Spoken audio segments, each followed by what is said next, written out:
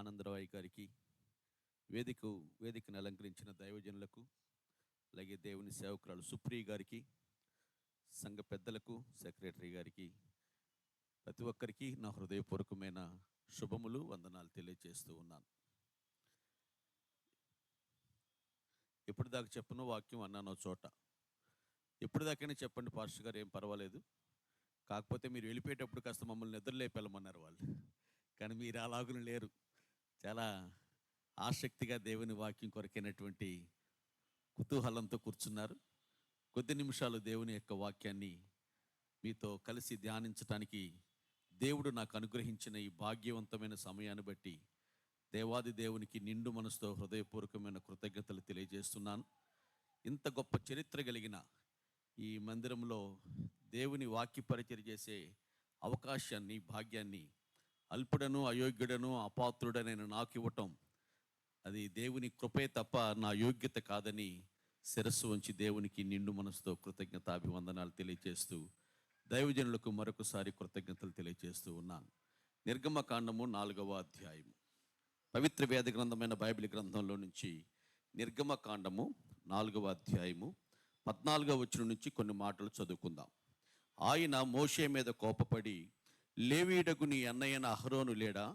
అతడు బాగుగా మాట్లాడగలడని నేను ఎరుగుదును. ఇదిగో అతడు నిన్ను ఎదుర్కొన వచ్చుచున్నాడు. అతడు నిన్ను తను చూచి తన హృదయమందు సంతోషించును. నీవు అతనితో మాట్లాడి అతని నోటికి మాటలు అందించవలను. నేను నీ నోటికి అతని నోటికి తోడయుండి మీరు చేయవలసిన దానిని మీకు బోధించేదను. అతడే నీకు బదులు జనులతో మాట్లాడును. అతడే నీకు నోరుగా ఉండును. నీవు అతనికి దేవుడువుగా ఉందువు. దేవుడు తన పరిశుద్ధ వాక్యమును మన కొరకు ఈ రాత్రి వేళ దీవించి ఆశీర్వదించుదురు గాక. ఆమేన్. ఎంత ముగింపు కూటమైతే మాత్రం మీరంత బిగింపుగా కూర్చోవటం ఏం బాగోలేదు. కొంచెం ఫ్రీగా కూర్చోండి. దేవుని యొక్క వాక్యాన్ని వినటానికి మీ యొక్క ఆసక్తి, ప్రాణాత్మ శరీరాలను సంసిద్ధపరచండి. ఆ సంఘంలో ప్రసంగం నచ్చకపోతే పిల్లోనికి ఇచ్చేస్తారు. వాడు ఏడుస్తుంటే ఏడోకి ఎరిపాప ఏడిస్తే నీ కళ్ళు నీలాలు కారితే నేను చూడలేను, పాలైన కారవే పాట పాడుకుంటూ వెళ్ళిపోతారు. ఇంకా రారు. మీరు అలాగని లేరు. మీరు చాలా మంచి వాళ్ళలాగా ఉన్నారమ్మా అన్న నా చోటుకి వెళ్ళినప్పుడు. మా వాళ్ళు పైకి అట్టాగా ఉంటారో చెప్పండి అయ్యగారు ఇంకొక ఆవిడ. కానీ ఎంత క్రమశిక్షణగా, ఎంతో డిసిప్లిన్తో ఈ కార్యక్రమాలను జరిగిస్తూ వస్తున్నారు. అన్నం అంతా పట్టి చూడక్కర్లేదు. 1-2 మెతుకులు అన్నం కుండలో ఉన్న అన్నానికి అందరికీ రిప్రజెంటేషన్ అది. మీకున్నటువంటి ఆ శ్రద్ధాశక్తులను బట్టి, మీకున్న వినయ విధేయతలను బట్టి మిమ్మల్ని మరొకసారి అభినందిస్తూ ఉన్నాను. చదివినటువంటి వాక్య భాగాన్ని మనం గమనించినప్పుడు, ప్రియమైన దేవుని పిల్లారా, మోషే 40 సంవత్సరాలు తన మామయ్యన యిత్రో మందను మేపుతూ తిరిగి దేవుని చేత దర్శింపబడిన వాడై తన స్వకీయుల వద్దకు పంపబడుతున్నటువంటి ఆ తరుణంలో దేవుడు మాట్లాడిన మాటలను మనం ఇప్పుడు చదువుకున్నాం. నీ అన్నయ్యైన అహరోను లేడా? అతడు బాగుగా మాట్లాడగలడని అతని గూర్చి నేను ఎరుగుదును. అతడు నిన్ను చూచి తన హృదయంలో ఎంతో సంతోషిస్తూ ఉన్నాడు అనే ఒక చక్కటి సాక్ష్యాన్ని అహరోనును గూర్చి మోషేతో దేవుడు మాట్లాడుతున్న వైను మనం ఇక్కడ గమనిస్తాం. గత రాత్రి యెహోవా మనలను మర్చిపోలేదు. ఆయన మనలను ఆశీర్వదిస్తాడు, ఇశ్రాయేలీలను ఆశీర్వదిస్తాడు, అహరోను వంశమును ఆశీర్వదిస్తాడు అన్న మాటలు మనం చదువుకున్నాం.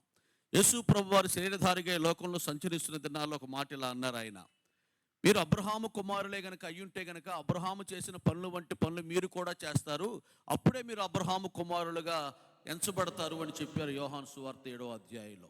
అబ్రహాం ఏం చేశాడంటే, మమ్రే సింధూర వృక్షం దగ్గర దేవుని కొరకు ఆయన ఆత్రుతగా పరుగులు పెట్టిన వైనాన్ని చూస్తాం. మేడి చెట్టు దగ్గర జక్కయ్య కూడా దేవుని కొరకు పరుగులు పెట్టిన వైనాన్ని చూస్తాం. జక్కయ్య భోజనానికి పిలిచాడు, అబ్రహాము కూడా ప్రభుకి భోజనాన్ని సిద్ధపరిచాడు. జక్కయ్య ఒకప్పుడు ఎవరిచ్చినా, ఏమిచ్చినా, ఎంత ఇచ్చినా, ఏది ఇచ్చినా రాని అన్నాడు తప్ప ఇది దేవుని యొక్క వాక్యానుసారం కాదు, ఇది నీతి నిజాయితీతో కూడింది కాదు, నాకు వద్దనలా. అబ్రహాము అబీమెలెకును హాగర్నిచ్చినా, వెండిచ్చినా, బంగారం ఇచ్చినా, వస్త్రాలు ఇచ్చినా తీసుకున్నాడు తప్ప వద్దని అక్కడ అనలా. కానీ సొదొమ దగ్గరికి వచ్చేసరికల్లా నూలు పోగైనా నాకొద్దు, చెప్పుల వారైనా నాకొద్దు అన్నాడు.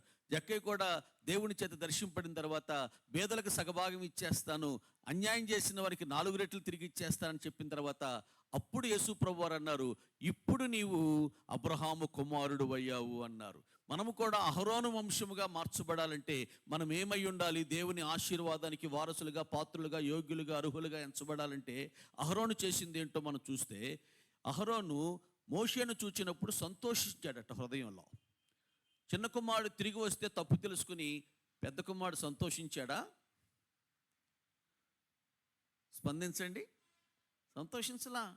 ఏసేపు పరసంబంధమైన వరాలు పొందుకున్నాడు. వాళ్ళ నాన్నగారు రంగు రంగు చొక్కాలు కుట్టించాడు. అన్నలకు లేని తలాంతులు ఏసేపుకున్నప్పుడు, అన్నల కన్నా ఆత్మీయుడిగా ఉన్నప్పుడు అన్నలు సంతోషించారా? సంతోషించలా. అసూయపడ్డారు, పగబెట్టుకున్నారు, చంపేయటానికి ప్రయత్నాలు చేసిన విధానాన్ని మన బైబిల్లో చూస్తాం. ఇస్సాకు పాలు విడిచిన రోజున తండ్రి గొప్ప విందు చేస్తుంటే అన్నయ్యని ఇస్మాయేలు సంతోషించాడా? సంతోషించలా. దావీదు శిరస్సు పైన అభిషేకపు తైలాన్ని సమూయేలు పోస్తే అన్నలున్నారు కదా, సంతోషించి కాకర పువ్వులు వెలిగించారా? మతాబులు వెలిగించారా? చిచ్చుబుడ్లు ఏమైనా వెలిగించారా? లేవు. అవేజవ్వాలని ఏమీ లేదు అక్కడ. ఒక అరకిలో స్వీట్ కూడా పంచుకున్న వైనం లేదు. రాబోతున్న కాలంలో కాబోతున్న రాజు మా తమ్ముడే, మా ఇంట్లో నుంచి దేవుడు ఎన్నుకున్నాడు, ఏర్పరచుకున్నాడు అన్న ఆనందం, ఆ కోలాహలం, ఆర్భాటం మనకు అక్కడేమీ కనిపించదు. దేవుని పిల్లలారా, నా ప్రియమైన సహోదరి సహోదరులారా, ఇతను అన్నే కానీ తన తమ్ముడు తన తప్పు తెలుసుకుని తన స్వకీయతకు వస్తున్నాడన్న సంగతి తెలుసుకుని గౌరవంగా ఎదురెళ్ళి స్వాగతం తెలియజేస్తున్నాడు. తన మనస్సులో, తన హృదయంలో, తన అంతరంగంలో ఎంతో సంతోషిస్తూ ఉన్నట్లుగా దేవుని యొక్క వాక్యంలో మనం చూడగలుగుతున్నాం. సాక్షాత్తు దేవుడే చెప్తున్నాడు మోషేతో. ఒక ఆవిడ చాలా లావుగా ఉంటుంది పాపం. ఆవిడ వెయిట్ మిషన్ ఎక్కింది, రూపాయి వేసింది, అందులో నుంచి టికెట్ వచ్చింది. దయచేసి ఒక్కొక్కరే ఎక్కండి అని వచ్చింది. అరే 120 కిలోలు 130 కిలోల బరువు రాలా, ఒక్కొక్కరే ఎక్కండి దయచేసి అని వచ్చింది. దానికి ఆవిడ కోపం వచ్చేసింది, ఒక తన్ను తన్నింది. ఈవిడికేమో షుగరు, అదేమో పాత మిషను, ఇనప రేగు ఉంది. కాలుతో ఒక తన్ను తన్నేసరికల్లా ఆ రేగిన రేకు మొక్క ఈ కాలు గుచ్చుకొని తెల్లరపాటికల్లా కాలు మోపు చూసేసి, అరే రూపాయి వేసావు, ఏముంది అందులో, కొంచెం ఫన్నీగా చక్కగా కొంచెం చిరునవ్వుతో నవ్వుకుని టికెట్ కింద బారెత్తే సరిపోయాయి. దానికి కోపం, నీ కూడా అలసైపోయానా, నీ కూడా చులకనైపోయానా, నీ కూడా లోకమైపోయానా అన్న మిషన్ తన్నింది. ఓ భార్య తన పెనిమిడితో ఇలా అంది, ఏమండి పక్కింటి వాళ్ళు ఎల్ఈడి కొన్నారు, ₹1,00,000 పెట్టి, తెగ ఇచ్చిపోతుంది ఆవిడ, పక్కింటి ఆవిడ నన్ను చూసి తల కొట్టేసినట్టుంది నాకు, మనం అంతకన్నా పెద్దది కొనుక్కుందామండి.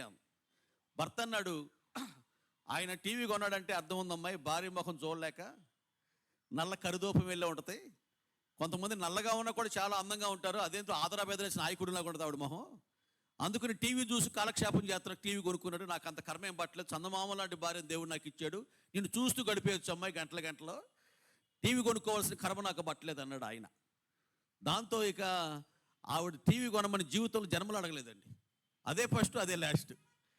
మీ బాబు కొన్నాడా, మీ బాబు దగ్గర ఇచ్చాడేమన్నా, పట్టురా కొందాం, చెట్టు కాస్తున్నాయి ఏమన్నా, డబ్బులు ఏమన్నా చిల్లపెంకులు అనుకున్నావా అని సీరియస్గా దాన్ని ఒక సీరియస్గా ఆయన తీసుకోవాలా, చాలా ఫన్నీగా, దాన్ని కూడా చక్కగా చమత్కారంగా జ్ఞానయుక్తంగా భార్య నవ్వుకుంటూ వెళ్ళిపోయింది తప్ప. దేవుని బిడ్డలారా, ప్రతిదానికి మనం సంతోషించాలి, ఆనందించాలి తప్ప ప్రతిదానికి మనం సీరియస్ అవటం, ప్రతిదానికి మనం అసూయపడటం. తన తమ్ముడైన మోషే తన ఇంటిలోనే రాజకుమారులాగా రాజవస్త్రాలు, రాజ ఆభరణాలు ధరించి పెరుగుతూ ఉంటే అహరోను మట్టి తొక్కుతున్నాడు. నేను మట్టి తొక్కడం ఏంటి, నా తర్వాత పుట్టినటువంటి నా తమ్ముడు నా ఇంట్లో రాజుబిడ్డగా పెరగడం ఏంటి, దేవుడు నాకు అన్యాయం చేశాడు, దేవుడికి కూడా నీతి న్యాయం లేదని ఆయన దేవుని దూషించలా. నేను మట్టి తొక్కుతున్నాను, ఇటుకలు తయారు చేస్తున్నాను, ఐగుప్తులకు ఇవ్వాలి, నేను నా తండ్రితో పాటు కలిసి కీలు మట్టి, కానీ నా తమ్ముడు కూడా మాతో పాటు కలిసి మట్టి తొక్కాల్సిన అగత్యత, దుస్థితి, దుర్గతి, దురవస్థ వానికి ఏర్పడకుండా దేవుడు అద్భుతంగా తప్పించి నా ఇంటిలోనే రాజబిడ్డలాగా ఎలాగని పెంచుతున్నాడోనని తన తమ్ముడి ఔన్నత్యతను చూచి, తనకన్నా తన తమ్ముడు యోగ్యుడిగా ఉన్నతునిగా పెరగటాన్ని చూచి ఆ బాలుడైన అహరోను హృదయంలో అంతరంగంలో సంతోషించాడు. దేవునికి స్తోత్రం కలుగునుగాక. ఏమోనండి, మా చెల్లి భర్త బాత్రూంలో నీళ్ళు పెడతాడండి, పిల్లలకి ఆయనే స్నానం చేపించేసి బట్టలు వేసేస్తాడండి. మా ఆయన ఉన్నాడు, ఎందుకంటే కోసుకుంటే ఊరుసాగానే సరిపోతాడు. ఒక మంచి ఉండదు, ఒక చెడు ఉండదు, ఒక ముద్ద ఉండదు, ఒక ముచ్చట ఉండదు, ఎప్పుడు ముట్టముట్టమలాడుతూ ఉంటాడండి. మా మరిది అట్ట కాదండి పాపం, అర్థం చేసుకుంటాడండి, అగ్గగ్గలాడిపోతాడండి. అంటే నీ బాధ ఏంటి, నీ భర్త అలాంటి వాడు కాదన్నా, నీ చెల్లికి అలాంటి భర్త వచ్చాడని నువ్వు బాధపడుతున్నావా? ఓన్లీ నా భర్త లాంటి భర్తే మా చెల్లికి కూడా వస్తే అది ఎంత బాధపడి ఉండేదో. కానీ నా మరిదైనా మంచి భర్త వచ్చాడు, మా చెల్లికి మంచి భర్త వచ్చాడని నువ్వు సంతోషించి ఆనందించగలిగే ఆ మనస్సు, ఆ వైఖరి, ఆ స్వభావం, ఆ నైజం, ఆ ప్రవృత్తి, ఆ గుణగణాలు, ఆ లక్షణాలు, ఆ తీరితెనులు నువ్వు కలిగి ఉన్న రోజున నీవు అహరోను వంశముగా మార్చబడతావు. వాళ్ళమ్మ చెప్పింది, బాబు అహరోను, నువ్వు పుట్టిన కొద్ది రోజులకే ఫరో గారు ఒక జీవో పాస్ చేశారు. ఏంటంటే ఆ గవర్నమెంట్ ఆర్డరు, హెబ్రీ స్త్రీలకు మగపిల్లలు పుట్టినచో నైలు నదిలోకి విసిరివేయవలనని ఫరో రాజు ఆజ్ఞాపిస్తున్నాడు అని జీవో వచ్చింది. అప్పటికి అహరోను పుట్టాడు. నెక్స్ట్ వీక్ నుంచి ఈ జీవో అది ఆర్డర్, గవర్నమెంట్ ఆర్డర్ అనేది ఇంప్లిమెంట్ అవుతుంది. కాబట్టి నీవు కొద్దిగా లేటుగా పుడితే, ఆలస్యంగా పుడితే నువ్వు కూడా మాకు దక్కేవాడు కాదు, నిన్ను కూడా ముసలకు ఆహారంగా వేసేసేవాళ్ళు, నైలు నదులు విసిరేసేవాళ్ళు అన్నప్పుడు చావవలసిన నన్ను దేవుడు ప్రణాళికబద్ధంగా ముందుగా పుట్టించి నన్ను బ్రతికించాడని దేవుని బిడ్డలారా అహరోను హృదయంలో ఎంతో సంతోషించి ఆనందించాడని దేవుని యొక్క వాక్యాన్ని బట్టి మనం గుర్తించవలసిన వారమై ఉన్నాం. అంతేకాదు అహరోనుతో దేవుడు అంటున్నాడు, మోషే నీకన్నా చిన్నవాడైనా నీకన్నా పైగా చేశాను, అతని చేతి కింద నువ్వు అణిగి మణిగి ఉండాలి. అర్థమవుతుందా? అతని చేతి కింద నువ్వు అణిగి మణిగి ఉండాలి. నీ పెత్తనం అంటూ ఏమీ లేదు, నీ ఇష్టం ఏమీ లేదు, ఆయన చెప్తాడు నువ్వు చెయ్యాలి, చిత్తం అంతే అన్నట్లుగా. అంతేగాని నీ సొంతంగా నిర్ణయాలు తీసుకోవడం, అడుగులు వేయటం ఏమి ఉండదు. అణిగిమణిగి ఉండాలి. ఆయనే నీకు దేవుడుగా నియమించాను నేను అన్నప్పుడు నత్తోడు, హంతకుడు, పారిపోయినోడు, దైవ చిత్తాన్ని త్రోసివేసిన వాడు, దైవ ప్రణాళికను చెడగొట్టుకొని తన జీవితంలో 40 సంవత్సరాలు వ్యర్థంగా గడిపేసిన వాడు, నాకన్నా వయసులో కూడా చిన్నోడు, అతని చేతి కింద నేనుండటమా? ఏం మాట్లాడుతున్నావు ప్రభువా అనలేదండి. దేవుడు చిత్తానికి తను తాను అప్పగించుకొని చిన్నోడైనా సరే ఆయన కన్నా పైనుంటే ఆనందంగా సంతోషంగా అంగీకరించిన అద్భుతమైన మనస్తత్వం కలిగినటువంటి, సంతోషంతో యాక్సెప్ట్ చేసేటటువంటి వైఖరి కలిగిన వ్యక్తిగా అహరోను జీవితాన్ని మనం చూస్తాం. అహరోను వంశాన్ని ఆస్వాదిస్తానంటే అలాంటి స్వభావం గల వ్యక్తులను నేను ఆస్వాదిస్తాను. ఒక ఆయన లైబ్రరీకి వెళ్ళాడట, క్రిస్టియన్ అతడు. ఆ లైబ్రేరియను క్రైస్తవ వ్యతిరేకి, దేవుడు అంటే పడదు, క్రైస్తవులు అంటే చాలా కోపం అతనికి. అందుకనే వాళ్ళ చదివే పరిశుద్ధ గ్రంథాన్ని, అన్ని గ్రంథాలు చక్కగా పేర్చాడు లైన్లో, ఈ గ్రంథాన్ని మాత్రం ఎక్కడో పక్కన పడేశాడు. ఈ క్రైస్తవ సహోదరుడు చూసి, సార్ ఈ పరిశుద్ధ గ్రంథంలో రాయబడిన దేవాది దేవుడు పాపులలో చేరక ప్రత్యేకింపబడిన వాడని మీరు గుర్తించి, గ్రహించి, అర్థం చేసుకుని అన్ని గ్రంథాల్లో ఈ గ్రంథం ఉండటం సముచితం కాదు, సబబు కాదు, సమంజసం కాదు, ధర్మం కాదు, విధాయకం కాదని మీరు గ్రహించి ఈ గ్రంథాన్ని వేరుగా ప్రత్యేకంగా పెట్టారా సార్? మీకు వచ్చిన ఈ ఐడియాకి చాలా సంతోషంగా ఉందండి. Really I appreciate you. మిమ్మల్ని నేను అభినందించుకుంటూ ఉండలేకపోతున్నాను సార్, నాకు చాలా సంతోషంగా ఉంది మీరు చేసిన పనికి అన్నాడట. నీకు అర్థమైందా అని ఈ పరిశుద్ధ గ్రంథాన్ని మరుసటి రోజున అన్ని పుస్తకాల కన్నా అడుగును పడేశాడట. సార్ ఈ పరిశుద్ధ గ్రంథంలో రాయబడిన దేవాది దేవుడు ఎంత భారమైనా మోయగల సత్తా, సామర్థ్యత, ఎబిలిటీ, పొటెన్షియాలిటీ గల దేవుడని మీరు గుర్తించి, మీరు గ్రహించి, మీరు అర్థం చేసుకుని, అందుకని ఈ గ్రంథం ఎక్కడో ఉండటం కన్నా అడుగున ఉండటమే ప్రయాసపడి భారం మోస్తున్నావో సమస్త జనులారా రమ్మని పిలిచిన దేవాదేవుడు ఈయనని మీరు గ్రహించి ఈ గ్రంథాన్ని ఇక్కడ పెట్టారా సార్? నిజంగా మీరు చేసిన ఈ పనికి నా సంతోషం, నా ఆనందం రెట్టింపు అయిందండి అన్నాడట. ఈయనేంట్రా బాబు ఎట్ట మాట్లాడుతున్నాడని పరిశుద్ధ గ్రంథాన్ని పైన పెట్టాడట లైబ్రేరియన్. పెట్టినప్పుడు ఆయన చూశానట, ఈ పరిశుద్ధ గ్రంథంలో రాయబడిన దేవుడి నామం అన్ని నామముల కన్నా పైనున్న నామం అని మీరు ఎరిగి ఎక్కడో అడుగును పెట్టడం కన్నా, ఎక్కడో దూరంగా పడేయటం కన్నా పైన ఉంచడం సముచితం, భావ్యమని ఎంచి పైన పెట్టారు సార్. ఎట్టా వస్తున్నాయండి, ఎక్కడి నుంచి వస్తున్నాయి మీకు ఆలోచనలు? నిజంగా మిమ్మల్ని అభినందించకుండా ఉండలేకపోతున్నానండి, నా సంతోషం ఇంకా రెట్టింపైంది అన్నాడట. ఇదేంట్రా ఏం చేసినట్ట అన్నాడు ఈయన అని పైన పెట్టకుండా, కింద పెట్టకుండా, దూరంగా పెట్టకుండా పరిశుద్ధ గ్రంథాన్ని పుస్తకాల మధ్యలో పడేశాడట ఆ లైబ్రేరియన్. దేవుడు ఒక్కడే, దేవునికి మనుషులకును మధ్యవర్తియు ఒక్కడే. ఆయన గూర్చి రాయబడిన గ్రంథం ఇదేనని మీరు పైన పెట్టడం కన్నా, కింద పెట్టడం కన్నా, దూరంగా ఉండటం కన్నా ఈ పరిశుద్ధ గ్రంథం మధ్యలో ఉండటమే సముచితమని, భావ్యమని ఎంచి ఈ మధ్యలో పెట్టారు సార్. నిజంగా మిమ్మల్ని నేను అభినందించకుండా ఉండలేకపోతున్నా, నాకు ఇంకా ఇంకా సంతోషం పెరిగింది అన్నాడట. అంటే దాని అర్థం, దాని భావం ఏంటంటే, ఆయన ఏం చేసినా సంతోషిస్తాడు. అంజూర చెట్లు పూయకపోయినా, శాలలో పశువులు లేకపోయినా నేను సంతోషిస్తూ హబక్కూకు చెప్పినట్లుగా నిజమైన క్రైస్తవులు అనుకూలతలోను ప్రతికూలతలో కూడా సంతోషించేవారు. అహరోనట మట్టి తొక్కిన తన తమ్ముడి ఇంటిలో రాజబిడ్డగా పెరిగిన అహరోను, దేవుని పిల్లలారా, తాను కిందవాడిగా ఉన్నామని దేవుడు చెప్తే తనకన్నా చిన్నవాడైనటువంటి, తనకన్నా నత్తివాడిగా ఎందుకు మారాడయ్యా అంటే 40 సంవత్సరాల పాటు ఆయన అద్భుతమైన ప్రావీణ్యత కలిగిన వాడు మాటల యందు. స్టెఫెన్ గారు ప్రసంగం చేస్తుంటాడు, మోషే మాటల యందు ప్రావీణ్యం కలిగిన వాడు అన్నాడు. మరి 40 సంవత్సరాల తర్వాత ఈయన ప్రతిరోజు ఎవరితో మాట్లాడాలి అంటే గొర్రెలతో మాట్లాడతాడు. పొద్దున్నే లేచి అన్నం తింటాం, ప్రార్థన చేసుకుని ఆ తర్వాత ఆయన గొర్రెలు దొలికెళ్ళటం, మళ్ళీ సాయంకాలం చీకటి పడ్డాక వచ్చి దొడ్లో కట్టేయటం, మళ్ళీ భోజనం చేసి ప్రార్థన చేసి పడుకోవటం. పగలంతా ఎవరితో మాట్లాడాడు? గొర్రెలతో మాట్లాడతాం. చోచో తప్ప ఇంకేం మాట్లాడతాం? మా సంఘంలో బాబు హరికిరణ్ అని అమెరికా వెళ్ళాడు. చక్కగా సండే స్కూల్ తీసుకునేవాడు, చక్కగా నాకు సహకారంగా ఉండేవాడు, యూత్ మీటింగ్ నడిపించేవాడు, చాలా ధారాళంగా అనర్గళంగా తెలుగు మాట్లాడుతూ ఉండేవాడు. అక్కడికి వెళ్ళిన తర్వాత 3 సంవత్సరాల పాటు ఆ రూమ్మేట్స్ ఇంగ్లీష్ వాళ్ళే, ఆఫీస్లో ఇంగ్లీష్ వాళ్ళే, ఎప్పుడు ఫోన్లో అమ్మానంత ఫ్రెండ్స్తో మాట్లాడినప్పుడు తెలుగులో మాట్లాడటం. అందుకని ఈ 3 సంవత్సరాల్లో తెలుగు మాట్లాడి చాలా తక్కువ కాబట్టి ఆయన మళ్ళీ ఇండియాకి వస్తే సాక్ష్యం చెప్పమని సమయం ఇచ్చాను నేను. సో బట్ బికాజ్ అని అడిగాను, తెలుగు మాటలు రావట్లేదు ఆయనకి, ఎత్తుకుంటాడు 3 ఏళ్ళకే. మరి 40 ఏళ్ళు గొర్రెలతో మాట్లాడు కాబట్టి ఆ మాటలు తడబాటు నత్తిగా మారిపోయాడు. వయసులో ఈయనకన్నా 3 సంవత్సరాలు పెద్దవాడైన అహరోను అద్భుతంగా ధారాళంగా పుంకాలుగా గుత్తులుగా దైవోక్తులు ఆయన నోటి నుంచి వెలువడుతూ ఉంటే ప్రజలు విని విభ్రాంతి పొందేవారట. సాక్షాత్తు దేవాది దేవుడే అన్నాడు. నిజముగా ఆయన బాగుగా మాటలాడగలిగిన వాడని ప్రభు చేత సాక్ష్యం పొందినవాడు. యేసు ప్రభుకి ఇచ్చారు. ఆ మనుషుడు మాటలు అన్నట్లుగా ఎప్పుడు ఎక్కడ ఎవరు మాట్లాడటం ఇంతవరకు మా జీవితంలో మేము కని విని ఎరగలేదు నాయన అని బంట్రోతులు వెళ్ళి ఆ ప్రధాన యాజకులకు చెప్పిన విధానం మనం చూస్తాం. ఇదిగో బాగా మాటలాడగలిగిన దేవుడు చెప్తున్నాడు, అహరోను బాగా మాటలాడగలిగిన వాడు అని. బాగా మాటలాడగలిగిన వాడు, ఏ హత్య చెయ్యని వాడు, సాక్ష్యాన్ని కాపాడుకున్నవాడు కింద పెట్టాడండి. హంతకుడు, పారిపోయిన వాడు, చిన్నవాడు, నత్తివాడిని తీసుకెళ్ళి దేవుడు ఎక్కడ పెట్టాడు? పైన పెట్టాడండి.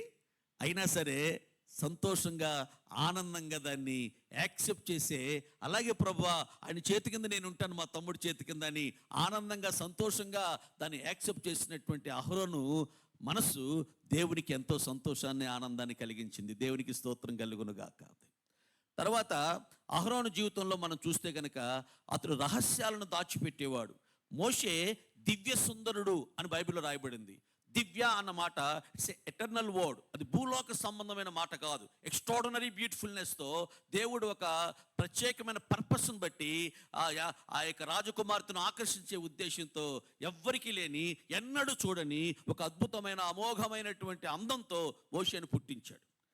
అంత అందగాడైన మోషేను చూచి ఆటలాడుకుని పరిగెడుతుంటే యూకే మీద పట్టుకుంది, పెద్దబాబు ఎక్కడికి వెళ్తున్నావు నాన్న అని. మా ఫ్రెండ్స్కి చెప్పొస్తాను, మమ్మీ తమ్ముడు పుట్టాడు కదా, అంతా హ్యాపీగా ఉంటారు. చెప్పకూడదు నాన్న, చెప్తే ఐగుప్తీలకు చెప్పేస్తారు వాళ్ళు. తమ్ముడు కూడా తీసుకెళ్ళి నైలేదులు విసిరేస్తారు. అయ్యా తమ్ముడు బ్రతకడు, ఈ విషయం నీకు నాకు అక్కకి తప్ప పక్కింటోళ్ళకి కూడా తెలియకూడదు.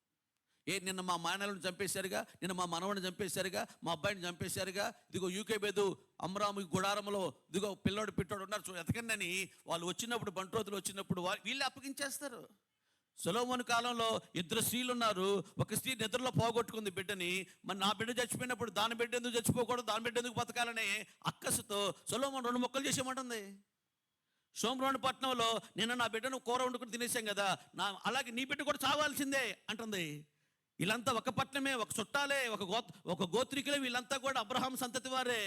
కానీ దేవుని పిల్లలారా, ఇదిగో యూకేబీ చెప్పింది, పక్కింటలు కూడా తెలియకుండా ఈ రహస్యాన్ని నువ్వు దాయాలి నాయన. అంత చిన్న పిల్లవాడు తన మనసులో ఈ విషయాన్ని ఎవరికి చెప్పకుండా రహస్యంగా దాచిపెట్టేశాడు. పిల్లాడు స్కూల్కి వెళ్తున్నాడు. ఒక అబ్బాయి ఏదో కామెంట్ చేశాడని, నాలాంటి చెల్లెలు నీకు లేరా రాస్కెల్ అని చెప్పు తీసుకొట్టింది. వాడి మూతి పళ్ళు రాలిపోయింది. ఈ పిల్లాడు చూసి ఇంటికి వచ్చాక వాళ్ళ తాతయ్య దగ్గరికి వెళ్ళాడు. తాతయ్య నీ మూతి పళ్ళు ఎందుకు రాలిపోయినా నాకు ఇవాళ అర్థమైంది అన్నాడు. నా పళ్ళు ఎందుకు రాలిపోయి నీకేం తెలిసి, నువ్వు కూడా చదువుకున్నప్పుడు ఏదో అమ్మాయిని కామెంట్ చేసి ఉంటావు, ఆ అమ్మాయి నిన్ను కోపం వచ్చి కొట్టుంటుంది, అప్పుడు రాలిపోయినాయి అంతేనా అన్నాడు. అంటే ఏదైనా ఒక విషయం తెలిస్తే అది అనేటివి బయటికి దాచుకోవడం తెలియదు. ఒకవేళ అయితే అయి ఉండొచ్చు అని అనుకోవాలా, వెళ్ళి తాతయ్యకి చెప్పేశాడు అనమాట.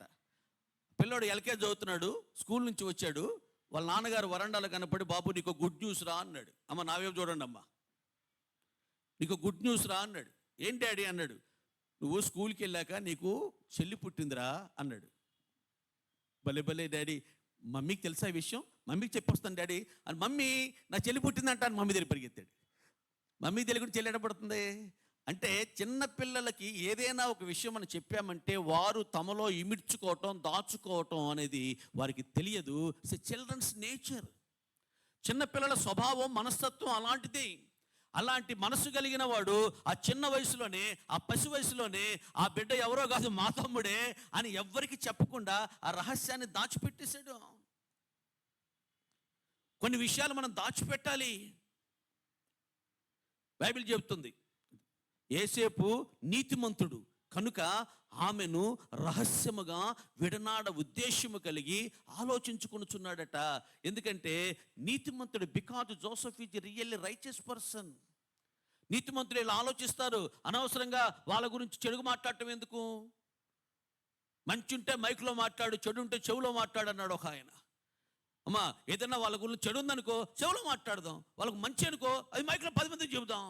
ఇతరుల గురించిన చెడు, లోపాలు, బలహీనతలు, అవిధేయతలు, అవకతవకలు, అవలక్షణాలు ఏవైనా ఉంటే కనుక అవి మనం రహస్యముగా ఉన్న దేవుని దగ్గర మాత్రమే నేను ప్రార్థన. నీతిమంతులను కొట్టిన ఉపకారమే, వారి గద్దెంపులు నాకు తైలాభిషేకమే, వారి లోపాలు, దోషాలు, బలహీనతలు ఎవరికి చెప్పను, రహస్యంగా దేవుని దగ్గరే మొరపెడుతున్నాడు దావీదు. అందుకే దావీదు దేవుని చేత ఆశీర్వదింపబడిన వ్యక్తి.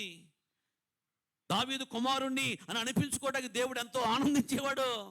దాచిపెట్టాలి, కొన్ని విషయాలు దాచిపెట్టాలి. మా సంఘంలో ఒక ఆవిడ ఉంది, ఆకాశవాణి. వార్తలు చదువుతున్నది సువార్తమ్మ. ఇద్దరు కొట్టుకున్నారట, పుట్టింటికి వెళ్ళిపోయిందట. ఆకాశవాణి ఇట్లాంటి చెత్త కబుర్లన్నీ, అనవసరమైన గ్యాసిప్స్ అన్ని మోసుకుని వెళ్తుంది అంతే. పేరు సువార్తమ్మే కానీ చెప్పేయండి దుర్వార్తలే. ఆ ఇంటి సంగతులన్నీ ఈ ఇంటికి మోసేవమ్మా, పొరిగింటి విషయాలన్నీ చాటింపు వేసేవమ్మా, ఇక్కడి మాటలు అక్కడ చెప్పి మంచిని చెడుగా తిప్పి రెచ్చగొట్టే పనులే మానమ్మో, చిచ్చు బెట్టబాకే చెల్లెమ్మో. పాట రాశాడు స్టీవెన్సన్ గారు. అక్కడ సంగతులు ఇక్కడ, ఇక్కడ సంగతులు అక్కడ. ఏమంటే మళ్ళీ ప్రార్థన చేస్తే ఆ ప్రార్థన దేవుడు ఆలకిస్తాడా? రహస్యంగా గుండెలో దాచుకోవద్దు కొన్ని విషయాలు. నమ్మకమైన వాడు సంగతిని దాచిపెడతాడు. సంగతిని దాచుట నరులకు ఘనత.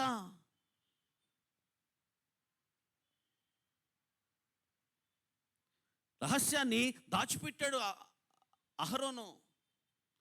10 మందికి చెప్పలా. కొన్ని విషయాలు దాయాలి. 10 మంది గురించి చెడుగా చెప్పిన తర్వాత నీ పెదవులు ప్రార్థన పలికిరావు.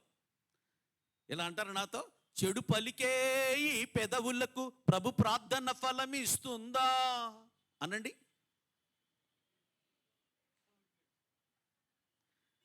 చెడు చూసే ఈ కన్నులకు పరలోకం కనిపిస్తుందా?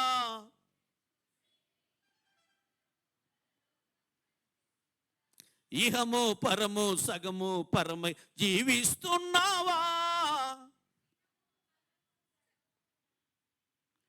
ఒక ఆయన ఇంటర్వ్యూకి వెళ్ళాడట. నీ పేరేంటి బాబు అన్నాడు ఆఫీసరు. శ్రీ శ్రీ శ్రీ శ్రీనివాస్ సార్ అన్నాడట. అంత గొప్పడు నువ్వు, అన్ని స్త్రీలు అవసరమా నీ పేరు ముందు? ఒక స్త్రీ సరిపోదా అన్నాడట ఆఫీసరు. నా నా నా నత్తి సార్ అన్నాడట. అమ్మా, చెడు పలుకుతూ, కాని మాటలు పలుకుతూ, వాళ్ళ గురించి వీళ్ళ గురించి ఉన్నవి కొన్ని అయితే మరికొన్ని కల్పించి చెప్తూ ప్రార్థన చేస్తే ఆ ప్రార్థన దేవునికి వెళ్తుందా? అది దాని భావం. చెడు పలికే ఈ పెదవులకు ప్రభు ప్రార్థన ఫలం ఇస్తుందా? చెడు చూసే ఈ కన్నులకు పరలోకం కనిపిస్తుందా? పల్లెటూరులో కోతకి కొడవలు తీసుకెళ్తారండి. అంటే కోత కోసేటప్పుడు ఎక్కడైనా కొడవలు తీసుకెళ్తారు కదా, ఆ కొడవల్ని కట్టెలు కొట్టి పొయ్యిలోకి మళ్ళీ పర్సలో కోత తీసుకెళ్తే తెగదాం. మగవాళ్ళు షేవింగ్ చేసుకుంటారు, బ్లేడు, ఆ బ్లేడ్ పెట్టే పురుకోసలో ఏదో కోసారనుకోండి, గోర్లో కోసుకున్నారనుకోండి, మళ్ళీ ఆ బ్లేడ్ గడ్డం తెగదాం. దానికోసమే వాడాలి. అలాగే మన పెదవులు కూడా దేవుని పిల్లరా, కాని మాటలు చెప్పకూడదు, చాడీలు చెప్పకూడదు, వాళ్ళ గురించి వీళ్ళ గురించి వ్యతిరేకంగా చెప్పకూడదు. రాహాబు దాచిపెట్టేసింది ఒక విషయాన్ని, రాజుకు చెప్పకుండా ఆమె నీతిమంతురాలుగా ఎంచబడింది. షిప్రాపుయ దాచిపెట్టేశారు రాజు చెప్పకుండా, వారి సంతానాన్ని దేవుడు బహుగా దీవించి ఆశీర్వదించాడు. సమూయేలు, అయ్యా నువ్వు వెళుతున్నావా బెత్లెహేముకి, ఇదిగో బలికి వస్తున్నానని చెప్పు. కానీ యెషయా కుమారుల్లో ఒకరికి అభిషేకం చేయడానికి దేవుడు ఈ విషయాన్ని దాచిపెట్టన్నాడు. దాచిపెట్టేశాడు.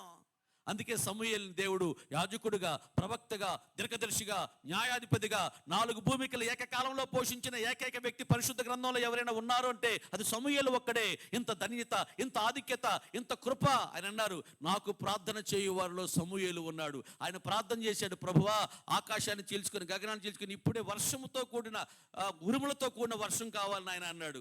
ప్రార్థన ముగిగానే ఉరుములతో కూడిన వర్షాన్ని దేవుడు పంపించి ఆయనను ఆనర్ చేశాడు. దేవుని పిల్లలారా, ఎందుకు ఇంతంటే రహస్యమును వాళ్ళు దాచిపెట్టారు కాబట్టి. నీవు కూడా కొన్ని విషయాలు తప్పైనా సరే, ఇతరుల లోపాలున్నా సరే, నువ్వేం చేయాలంటే దాచిపెట్టాలి.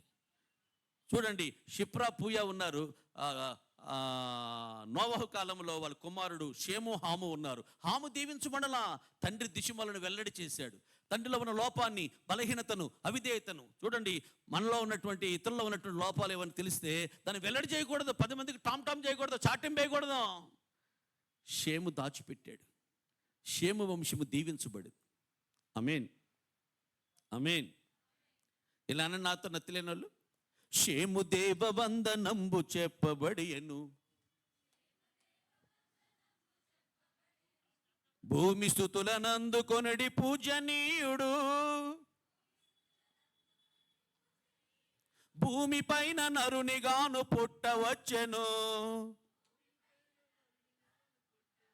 భూమి క్రిస్మస్ భోగమొందెను, అందరి వంశంబులు నీ యందు దీవెనా, బొందునను నభ్రమునకు నందెను వాకు, అందే క్రీస్తు యూదులకును అన్యజనులకున్, బిందు క్రిస్మస్ విశ్వమంతటన్. షేము దేవుడట. ఎవరి దేవుడు? అబ్రహాము దేవుడు. అబ్రహాము చెప్పలా, అమ్మాయి మరి దేవుడు మన అబ్బాయిని దేవుడు మోరియా పర్వతం ఇమ్మన్నాడు, చెప్పలా, భార్య దగ్గర రహస్యం దాచిపెట్టేసాడు. మీ నాన్నగారు ఏం చేస్తారా అన్నాడట మాస్టర్. మా నాన్నగారండి, మా అమ్మగారు ఏం చెప్తే చేస్తాడని అన్నాడట. కొంతమంది అంత హోమ్ డిపార్ట్మెంటే, అమ్మ ఇక్కడ కాదులే అమ్మ. ఓ పోలీస్ ఆయన చేయెత్తాడు, BMW కారు ఆగిపోయింది, ఓలో బస్సు ఆగిపోయింది, ఓ సన్నగా ఉన్న ఆవిడ స్కూటీ వేసుకుని వెళ్ళిపోతుంది. పోలీస్ ఆయన అన్నట, ఏమే ఇక్కడ కూడా నా మాట వినవా అన్నాడట. అరే BMW కారు ఆగిపోయింది, ఓలో బస్సు ఆగిపోయింది, ట్రాఫిక్ అంతా, ఆ భార్య మాత్రం వినలేదండి. భార్యతో చెప్పకుండా చేసేసాడు. అమ్మాయి ఇలా ఇమ్మన్నాడంటే వెళ్ళనిచ్చేదా, చారా పంపించేదా, పంపించకపోగా ఇట్స్ మై ఇమాజినేషన్, నా ఊహ ఏంటంటే, ఏమండి మీకు మొదటగా పుట్టినోడు ఇస్మాయిల్ ఉన్నాడు కదండి, ఆడున్నాక ఈయన్ని ఎట్టెత్తారు? ఆయన దేవుడు ఆన్ని అడుగుంటాడు, మీకు ఈ మధ్యన పట్ల గోడ అయిపోయింది, వయసు పెరిగిపోయింది కదా, ఆ నిత్యసేని నాకు కూడా 5 రోజులు పోద్ది అని ఇస్మాయిల్ తోసేసేది అంతే. అందుకని కనీసం భార్యకు కూడా చెప్పకుండా దేవుని చిత్తము చేయటానికి భార్య దగ్గర కూడా ఈ విషయాన్ని దాచిపెట్టాడండి. అందుకే అబ్రహాముని దేవుడు బహుగా నీ కౌగిటిలో ఉన్న భార్య దగ్గర కూడా కొన్ని విషయాలు నువ్వు కాపు పెట్టుకోవాలని దేవుడు చెప్పాడండి. షూనేమీరాలు తన భర్తతో చెప్తే వెళ్ళనిచ్చేవాడు కాదండి ఎలీషా దగ్గరికి. అబీగయీలు తన భర్తతో నాబాల్తో చెప్తే వెళ్ళనిచ్చేవాడు కాదండి దావీదు దగ్గరికి. మరి కుటుంబాలు దీవించబడ్డాయి, ఆ వ్యక్తులు ఆశీర్వదింపబడే కారణం అంటే ఏ విషయం చెప్పాలో, ఏ విషయం చెప్పకూడదో, ఏ విషయం దాయాలో, వాళ్ళ పరువు, వాళ్ళ ప్రతిష్ట, వాళ్ళ గౌరవాన్ని మంట కలిపేటట్లుగా మనం ఎప్పుడు ఎక్కడ ప్రవర్తించకుండా గుండెల్లో వారి లోపాలను దాచిపెట్టి దేవుని దగ్గర మాత్రమే, ఏకాంత ప్రార్థనలో మాత్రమే, అయ్యా వారిని సరిచేయన ఆయన, వారిలో ఈ లోపాలు దిద్దునాయన అని చెప్పగలిగిన ఆధ్యాత్మికమైన మెట్టులోకి, స్థాయిలోకి, స్థితిలోకి, ఆ ప్రమాణాల్లోకి మనం చేరగలిగిన రోజున అహరోను వంశముగా ఎంచబడతాం, భావించబడతాం, పరిగణించబడతాం. దేవుని ఆశీర్వాదం పాత్రులుగా, వారసులుగా, యోగ్యులుగా, అర్హులుగా దేవుని చేత మనం ఎంచబడతామనే సత్యాన్ని మనం గుర్తించాలి. అందుకే దేవుడు అన్నాడు, అహరోను ఎదురమ్ముల మీద న్యాయ విధాన పథకం ఒకటి ఎప్పుడు వేలాడుతూ ఉండవలెనని చెప్పాడు. ఏముంటుందండి న్యాయ విధాన పథకం మీద అంటే, నఫ్తాలి, దాను, గాదు, మనషే, ఇస్సాకారు, జెబూలూను, యోధ, ఈ 12 గోత్రాల పేర్లు ఉంటాయి. వాటిని భరిస్తూ, వాటిని సహిస్తూ, వాటిని వహిస్తూ ఉండాలి. ఎవరండి వీళ్ళంటే, ఇస్సాకారు ఉన్నాడు, 2 దొడ్ల మధ్యలో కట్టబడిన బలమైన గార్ధవం లాంటాడు. యోధా ఉన్నాడు, కోడలతోనే పాపం చేసి ఆమె గర్భం తన మూలంగా వచ్చింది తెలిసిన తర్వాత నువ్వు నాకన్నా నీతిమంతురాలు అన్నాడు. నీతిమంతుడు కాకుండానే నీతిమంతుడు అనే భ్రమలో బ్రతుకుతున్న వ్యక్తి యోధా. ఇక దాను కట్లపాము లాంటి వాడు, ఒక్కొక్కరిలో ఒక బలహీనత, ఒక్కొక్కరిలో ఒక అవిధేయత. రూబేను చంచలమైన మనసు గలవాడు, తండ్రి మంచం ఎక్కినవాడు. ఇదిగో వీళ్ళ లోపాలు వాళ్ళకి, వాళ్ళ లోపాలు వీళ్ళకి చెప్పకుండా వీళ్ళ లోపాల గురించి, వీళ్ళ బలహీనతల గురించి దేవుని దగ్గర మాత్రమే విజ్ఞాపన చేసే అద్భుతమైన, అమూల్యమైన, మహత్తరమైన, దైవికమైన పరిచర్యకు నమ్మకమైన వానిగా ఎంచి అహరోనును దేవుడు అప్పగించాడంటే అతడు బాల్యములోనే ఈ విషయాలు దాచిపెట్టాడు. ఒక్క స్తోత్రం చెప్పగలరా? హల్లెలూయా. ప్రియమైన దేవుని పిల్లరా, మన రహస్యాలను అహరోనులాగా మనం దాచిపెట్టే వారంగా మనం ఉన్నప్పుడు మనం దేవుడు తప్పనిసరిగా దీవించి ఆశీర్వదిస్తాడు. ఒకటి, తాను మట్టి తొక్కుతున్న తన తమ్ముడు బంగారు ఆభరణాల్లో రాజవాసులను సంతోషించాడండి. తాను నత్తివాడు, ఈయనేమో బాగా మాట్లాడగలిగేవాడు, కిందన్న మన సంతోషించాడండి. సంతోషించే మనసు గలవాడు, రహస్యాలు దాచిపెట్టే మనసు గలవాడు. 3, నాదాబు అబీహు అనే 2 కుమారులు ఒకేసారి చనిపోతారు. లేవికాండం 10వ అధ్యాయం. అక్కడ రాయబడిన మాట ఏంటంటే 3వ వచనంలో అహరోను మౌనముగా ఉండగా అని రాయబడింది. మౌనముగా ఉండుట సియోనులో దేవునికి స్తుతి చెల్లించుటయే. యోబు గారు మాత్రమే కాదనమాట. 10 మంది బిడ్డలను పోగొట్టినప్పుడు యెహోవా ఇచ్చిన యెహోవా తీసుకున్నానని, ఇదిగో ఈయన కూడా కనీసం ఏడవను కూడా ఏడవలేదు, దేవుని స్తుతి చెల్లించాడట. కనీసం యోబు గారు ఏడ్చారేమో నాకు తెలియదు, కానీ ఏడవకూడదు, కనీసం ముట్టకూడదు, వాళ్ళని తాకకూడదు, నా కొడుకు అని ఏడవకూడదు అని దేవుడు ఆంక్షలు పెడితే, అలాంటి క్లిష్ట కష్ట తరుణంలో, మరణకరమైన పరిస్థితుల్లో కూడా దైవ చిత్తానికి, దేవుని మాటకు గౌరవాన్ని విలువనిచ్చిన అద్భుతమైన వ్యక్తిత్వం గలవాడండి. చనిపోతారు పెద్దవాళ్ళు 80 ఏళ్ళు, 70 ఏళ్ళు, 90 ఏళ్ళు వచ్చాక. సిద్ధపడ్డారు, శుభ్రంగా రక్షణ పొందారు, దేవుని రాజ్యానికి వెళ్ళారు. నిరీక్షణ లేని వాళ్ళం కాదు. ఏమంటే వాళ్ళ అమ్మాయి వచ్చింది. అమ్మ ప్రభు రాజ్యానికి వెళ్ళింది. నిన్న నుంచి ఏడుస్తూనే ఉన్నారు. ఇదిగో బంధువులు, స్నేహితులు వచ్చారు తీసుకెళ్ళటానికి. ముందుగా వాళ్ళకి కొంచెం సువార్త ప్రకటించాలి, సేవకులంగా యేసుప్రభు గురించి శిలువ మరణ వార్త ప్రకటించాలి. ఒక 5 నిమిషాలు మౌనంగా ఉండమంటే అప్పుడు కూడా మౌనంగా ఉండరండి. అమ్మా వెళ్ళిపోయావు అమ్మ, ఒక మాట కూడా చెప్పకుండా వెళ్ళిపోయావు, ఒక మాట అన్న చెప్పవే అమ్మా. ఏం చెప్పనే అని ఒకవేళ చచ్చిపోయిన వాళ్ళు లేచి అడిగింది అనుకో, ఒక మాట అంటావు, చచ్చిపోయిందని అట్ట మాట్లాడితేనే ఏం చెప్పమంటావు అని. చచ్చిపోయిన ఆవిడ పెట్టిలోంచి గబ్బాలు లేచి మళ్ళీ ఆ మాట పడుకుంది అనుకో, ఎన్ని పెట్టెలు లేవాలి పాస్టర్ గారు? అరే ఒక్క పెట్టితో పోయేదానికి ఎందుకని గోరుతో పోయేది గొట్టలా తెచ్చుకోవటం? నిన్న నుంచి ఏడ్చావు కదా. కన్నత లేనప్పుడు ఎంత వయసు వచ్చినా ఏడుస్తాం. నాకు 82 సంవత్సరాలు తల్లి చచ్చిపోయింది, నేను ఏడ్చాను, కొద్దిసేపు ఏడుస్తాం. కానీ నిరీక్షణ లేని ఇతరులాగా ఏడుస్తావా? అమ్మ రక్షింపబడింది కదా, ఇంకెందుకు ఏడవటం? అరే 82 ఏళ్ళు వయసు వచ్చినటువంటి తల్లి చచ్చిపోతే మనం ఏడకుండా ఉండలేం. నాకు ఒకే ఒక కూతురు, ఊర్లోనే ఇచ్చి పెళ్లి చేశాను. మా సంఘంలో బిడ్డకి, నా ఆత్మీయ కుమారుడికి ఇచ్చి వివాహం చేశాను. ఆ పిల్లని పెళ్లి చేసి కారు ఎక్కించేటప్పుడు తండ్రిగా నేను ఏడవకుండా ఉండలేకపోయి, ఊర్లో ఇచ్చి సంఘంలో ఇచ్చండి. బొంబాయి వల్ల అమెరికా ఇవ్వలేదండి. అరే కడుపున పుట్టిన బిడ్డను అత్తగారిని సంతోషంగా పంపించు, నా వల్లగాల ఏడుస్తూ పంపించా. మరి అహరోను గారు 2 కుమారులు శాశ్వతంగా, ఆకస్మికంగా దైవోగ్రతకు గురే చనిపోతే నువ్వు ఏడవకూడదు, నువ్వు కనీసం వాళ్ళు ముట్టకూడదన్నప్పుడు దేవుని చిత్తమునకు, దేవుని మాటకు లోబడి విద్య చూపించి తన్ను తాను అప్పగించుకున్న అద్భుతమైన ఆత్మీయత గల వ్యక్తి అహరోన్ అండి. మా ఇంటి పక్కన ఒక ఆవిడ తొడపాసం పెడుతుంది పిల్లడికి అల్లరి చేస్తే. ఏడవబాక, ఏడిస్తే మీ నాన్నమ్మ వస్తుంది. మన అల్లరి చేయలేదా? చిన్నప్పుడు నువ్వు చేయలేదా, నేను చేయలేదా? ఆ వయసులో అల్లరి చేయక ఏం చేస్తారు? ఇల్లేస్తావా, కొట్టేస్తావా పిల్లని అని పోట్లాడుతుంది కోడలతో. అందుకని తొడపాసం పెట్టి మూసేయి, ఇంకా ఆయన పడుతుంది పైకి. అరే తొడపాసి వదలాలిగమ్మా, మానాలంటే. అరే 2 కుమారులు తీసుకుని ఏడవద్దంటాడు దేవుడు. ఏజ్కెళ్తే కూడా అన్నాడు, ఇదిగో నీ కంటికి ఇంపైన నీ భార్యని ఒక్క దెబ్బతో తీసుకుంటున్నాను, కానీ నువ్వు ఏడవకూడదు అన్నాడు. గ్రాడ్యువల్గా సిద్ధపరిచి, మెల్లిమెల్లిగా మానసికంగా సిద్ధపరిచి తీసుకుంటే అది వేరే విషయం, కానీ ఆకస్మిక ఒక్క దెబ్బతో తీసేసుకుంటున్నాను అన్నాడు. అలాంటి భార్య ప్రవక్తిని, ప్రార్థన పరురాలు, యోగ్యురాలండి. అలాంటి భార్యను ఒక్కసారిగా తీసుకుంటే ఏడవకుండా ఎలా ఉండగలడు? ఎంత సేవకుడైతే మాత్రం ఉన్నాడండి ఆయన. ఒక ఆయనకి జబ్బు చేసింది, హాస్పిటల్కి వెళ్ళాడు. భార్య పరిచర్య, పక్కింటి వాళ్ళు ఏమైనా అంటారు కదా, మరి భర్త హాస్పిటల్లో ఉంటే ఇవిడే ఇంటికాడ ఉందండమ్మా అని. అందుకని వాళ్ళకి భయపడి వెళ్ళింది పరిచర్య చేయటానికి. భర్తను అంటుందట, నీకే దొరబాబులో పడుకున్నావు, బెండ మీద ఎక్కలేని డబ్బులు నీకే తగలబెడుతున్నావు, నోరు కట్టేసుకో, పత్తిని చేయమంటే చెయ్యి, షుగర్ మీద అది ఇది అన్ని తింటావు, ఇప్పుడు చూడు సస్తనం దోమలో నేను అని ఇష్టం వచ్చినట్టుగా నోటుకు వచ్చినట్టుగా ఎడాపేడ చెడామేడ భర్తను పట్టుకుని మాట్లాడుతుంటే, డాక్టర్ గారు రౌండ్స్కి వచ్చినప్పుడు ఈ మాటలని విని చీటీ రాసి, ఒక మందులు చీటీ, నువ్వు ఈ పూటకో టాబ్లెట్ నువ్వు వేసుకోమని ఆవిడ చేతిలో పెట్టాడట. జబ్బు చేసింది ఆవిడికైతే నాకెందుకయ్యా ఈవిడి గారు. ఏం లేదమ్మా, ఇది కొంచెం ఈ ట్యాబ్లెట్ వేసుకుని నిద్ర పడుతుంది. నువ్వు నిద్రపోయావు అనుకో, ఆయన ప్రశాంతంగా త్వరగా రికవరీ అయిపోతాడు. నువ్వు నిద్రపోతే ఆయన రికవర్ అవడం మందులు పనిచేయట్లేదమ్మా ఆయనకి. నువ్వు పడుకోవడానికి ముందు నువ్వు పడుకోవాలి, నిద్రపోవాలన్నాడట. అమ్మా, అలాంటి భార్యలు కూడా ఉన్నారమ్మా మా ఊర్లో. ఇక్కడ ఉన్నారా? ఎవరు ఇక్కడ కూడా ఉన్నారన్నారు? ఎవరో అబద్ధం ఆడినా అతకాలండి. వాళ్ళు చక్కగా కూర్చుంటే, దేవదత్తుల్లో కూర్చుంటే వాళ్ళు నెట్టాను బుద్ధి అవుతుందండి. ఫ్రంట్ లైన్లో ఎవరు అంటున్నారు, ఇక్కడ కూడా ఉన్నారు అయ్యగారు అట్టండి వాళ్ళని. భర్తను అన్ని బాధలు పెట్టేవాళ్ళు ఉన్నారమ్మా ఇక్కడ కూడా. ఒక ఆవిడ భార్య చచ్చిపోతే సమాధి చేయడానికి తీసుకెళ్తున్నాడు. సమాధి చేసేసి తిరిగి వస్తుంటే ఆకాశంలో ఉరుములు మెరుపులు పెద్ద పెద్ద శబ్దాలు వస్తుంటే భర్త మిగిలి పక్కన వాళ్ళు తన్నాడట, బ్రదరు ఇప్పుడు చేరాడు అక్కడికి. నిన్న నుంచి ప్రశాంతంగా ఉంది, 40 ఏళ్ళ నుంచి నాకు అలవాటు ఆ మోత శబ్దం. నేను ఇప్పుడు చేరాడు, మళ్ళీ అక్కడ మొదలెట్టేసింది బెదరు. అంటే ఆయన భార్యతో ఎన్ని తిప్పలు పడ్డాడు పాపం 40 ఏళ్ళ నుంచి కదండి. భర్త ఏదో ఒక మాట అన్నాడటండి. భార్య భర్త అన్నకు సహజంగా కోపం చెప్పి అంటారుగా. ఈవిడి గారు వెళ్ళిపోయి ఆ భర్త బ్రష్ చూసారండి, టూత్ బ్రష్, అది తీసుకెళ్ళి లెట్రిన్ సింక్ కాడ పెట్టేసిందట. పాపం ఆయనకేం తెలుసు, దాని మీద పేస్ట్ పెడుతూ వేసుకుంటున్నాడు. మా మగ మహారాజులందరూ నా వైపు చూస్తున్నారు. ఇట్టాడి నేర్పించా, ఇప్పటికే చత్తరం వాళ్ళతో ఇట్టాడి నేర్పించావు అనుకో, లేనిపోయిన క్లూలు ఇస్తున్నావు నువ్వు వాళ్ళకి అన్నట్టు చూస్తారు మా మగాళ్ళంతా. అమ్మా, అనవసరంగా వాళ్ళ దోలికి వెళ్ళబాకండి. నేను ఇచ్చే సలహా, పొరపాటున ఏదన్నా టంగ్ స్లిప్ అయ్యి నోరు జారి బరస్ట్ అయ్యారా, పొద్దున్నే బ్రష్ అన్న మార్చండి.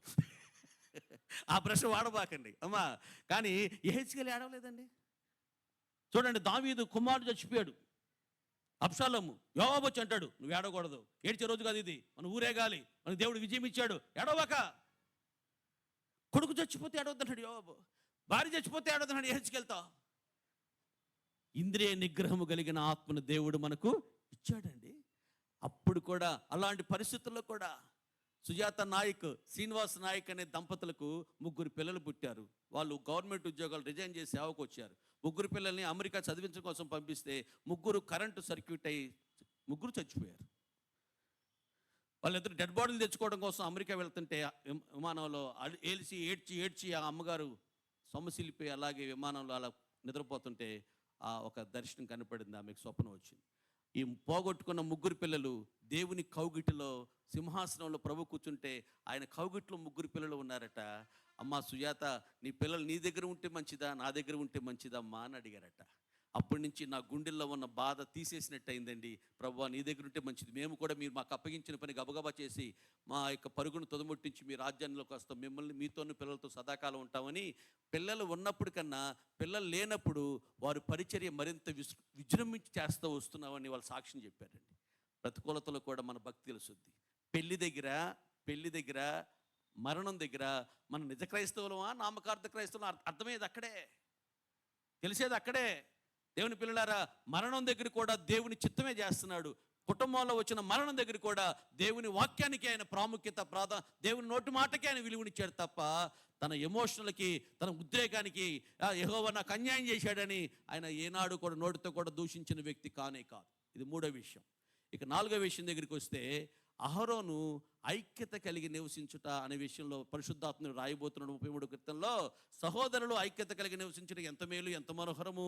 అహరోను తల మీద నుంచి పోయబడి గడ్డ మీదుగా కారి అంగీల అంచుల వరకు దిగవారుచు ఆశీర్వాదమును శాశ్వత జీవమును ఈ 2ను అచ్చటనే ఉండవలనని యెహోవా ఆజ్ఞాపిస్తున్నాడు అని రాశాడు కీర్తనకాడు. అంటే ఐక్యత గురించి రాయటం కోసం ఎవరిని తీసుకున్నాడు ఉదాహరణగా?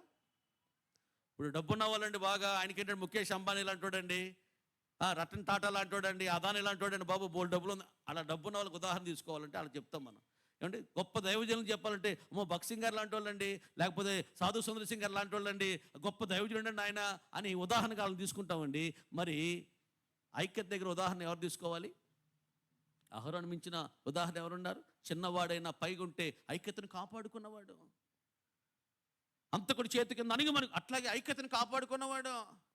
ఐక్యత యూనిటీ బ్రింగ్స్ మోర్ బ్లెస్సింగ్స్. అసలు బైబిల్లో ఐక్యత ఆశీర్వాదం అనేది ప్రారంభం. ఆదాముని అవ్వని ఇద్దరిని దేవుడు జతపరిచి వారిని ఆశీర్వదించాడు. ఫ్రమ్ ద బిగినింగ్ దేవుని పిల్లలారా, అసలు ప్రారంభమే ఐక్యతలో నుంచి ఆశీర్వాదం వచ్చిందండి. ఆశీర్వాదం ఎక్కడ ఉంటుంది? లైఫ్ బాయ్ ఎక్కడ ఉంటా? ఆరోగ్యం అది. ఇంకొక 10 నిమిషాలు పోతే మీ మనసంతా భోజనం మీదని ఇంటి మీదకి వెళ్ళిపోతుంది. అమ్మ ఒక 5-10 నిమిషాలు చెప్పొచ్చా? పర్లేదా? అమ్మ ఇంకొక 10 నిమిషాలు చెప్పొచ్చా అన్న రాజోల్లో. కృష్ణా జిల్లా నుంచి వచ్చానంటున్నావు కదయ్యా, 10 నిమిషాలు బిగలాపని అడుగుతున్నావు కదయ్యా, సరే చెప్పయ్యా అందొక ఆవిడ. అమ్మా ఒక 5-10 నిమిషాలు ముగిస్తా నేను.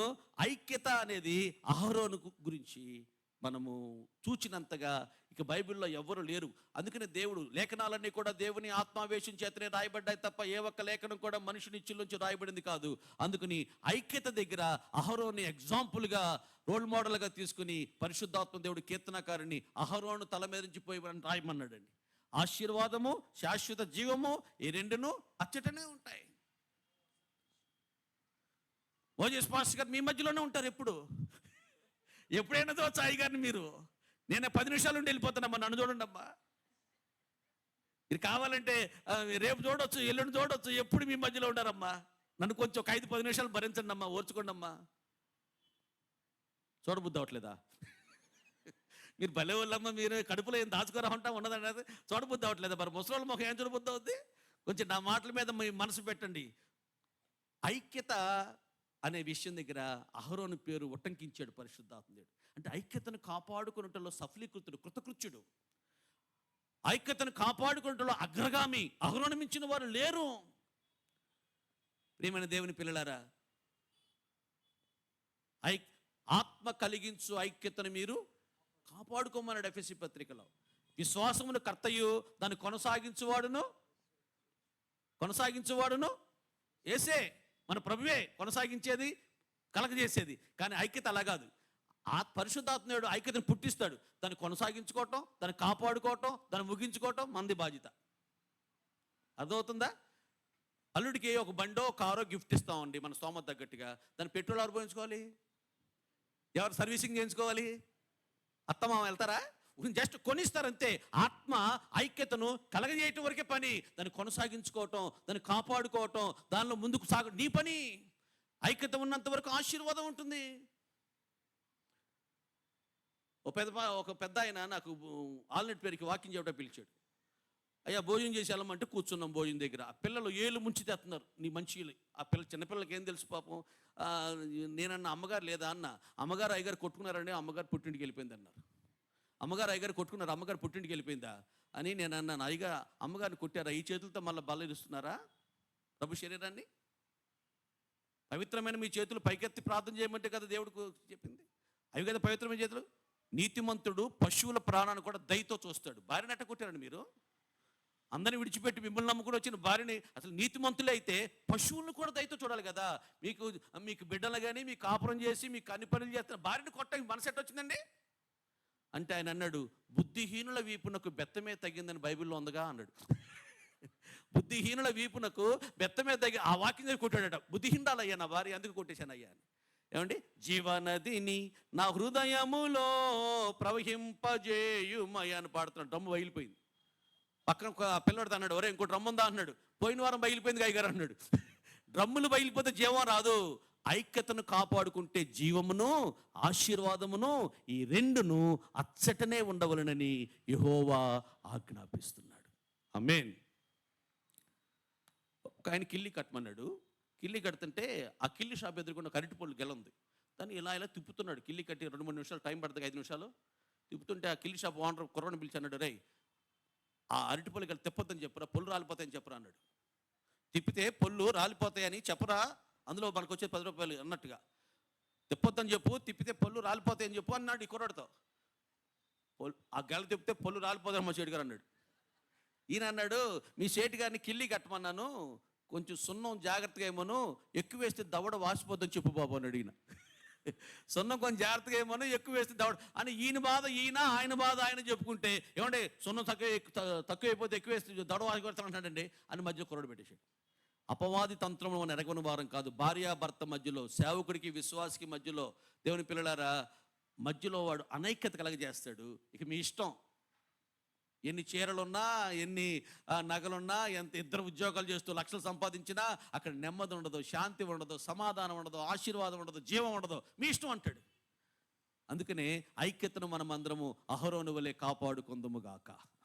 ఒకటి, అహరోను సంతోషించే, ప్రతికూలమైన పరిస్థితుల్లో కూడా సంతోషించే మంచి మనసు కలిగిన వాడు. 2, రహస్యాలను దాచిపెట్టే మంచి మనసు కలిగిన వాడు. 3, మరణాల దగ్గర కూడా దేవుని చిత్తం జరిగించిన వాడు. 4, ఐక్యతను కాపాడుకున్నవాడు. ఇంకొక మాట చెప్పి ముగిచ్చేస్తా 10 గంటలకల్లా. ఇంకా 7 నిమిషాలు నాకు టైం ఉంది, పర్లేదు కదమ్మా.